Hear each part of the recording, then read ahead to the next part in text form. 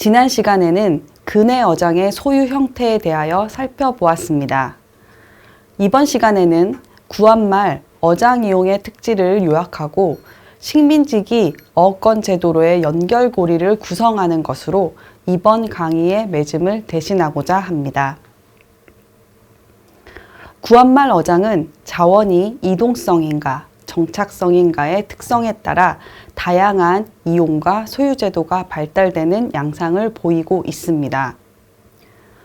정착성 수산자원이 서식하는 어장의 소유제도는 토지에서 성립하는 그것과 유사한 형태를 띠고 있습니다.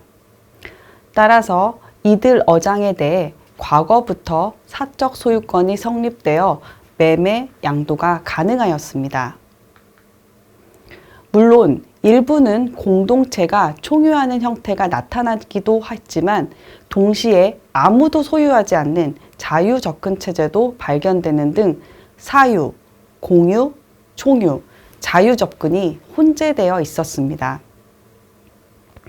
정치성 어장은 매매가 활발하게 나타나고 있으며 전통적으로 계승되는 형태가 일부 존재하고 있었지만 자유접근 체제, 즉 새로 창설되는 등 대체로 선점하여 투자하는 자에게 그 소유가 기속되고 있었습니다. 반면 이동성이 높은 수산자원의 경우 어류의 회유성이라는 특성을 활용하여 자본과 기술, 즉 어업 비용을 투입하여 수산자원을 적극적으로 이용하였습니다. 이때 어류가 서식하거나 회유하는 어장은 개방적 접근 형태로 무주물 선점이 가능하였습니다. 정어리, 조기, 석수어 등 회유성 어종에 대해서는 어선어업이 활발하게 나타나고 있었습니다.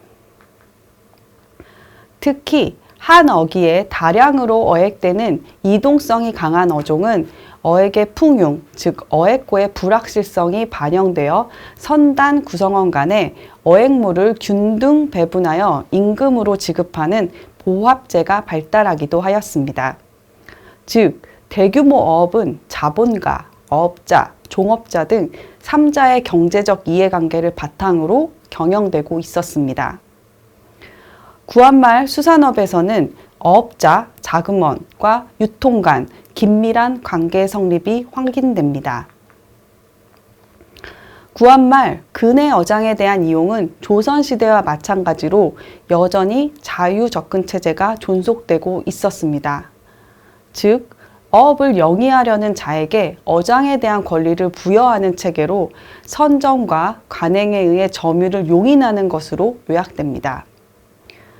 1908년 어업법이 성립되기 이전까지 중앙정부에서 이를 통괄하는 근대법적 소유체계는 나타나지 않고 있었습니다. 구한말에 성립된 어업소유관계는 전체 어장과 어업행위에 대해 정의된 제도적으로 아울러는 체계적인 형태라기보다는 수산자원과 어장의 특성에 따라 다양하게 존재하고 있었으며 적극적인 투자에 의한 무주물의 선점이 용인되는 형태였습니다. 이러한 어업의 존재의 형태는 다음 강의에서 다루게 되는 이후 어업것과 어업령에 의하여 면허, 허가, 신고어업의 형태로 나뉘게 됩니다. 이와 관련하여 표는 본 강의에서 제시하였던 수산자원의 분류기준, 즉 어자원의 이동성, 정착성의 특징, 어장의 경제적 가치, 어업을 위해 소요되는 생산투자, 조업구역의 근접성 및 배탁성 등에 의거하여 구한말 수산자원의 소유관계를 정리한 것입니다. 그리고 다음 강의에서 본격적으로 논의할 식민지기 근대적 어권 제도와의 연속성도 표에 나타내었습니다. 대체로 구한말에 발달되고 있었던 정치성 어업은 면허, 허가, 신고 가운데 면허 어업으로 이행되었습니다.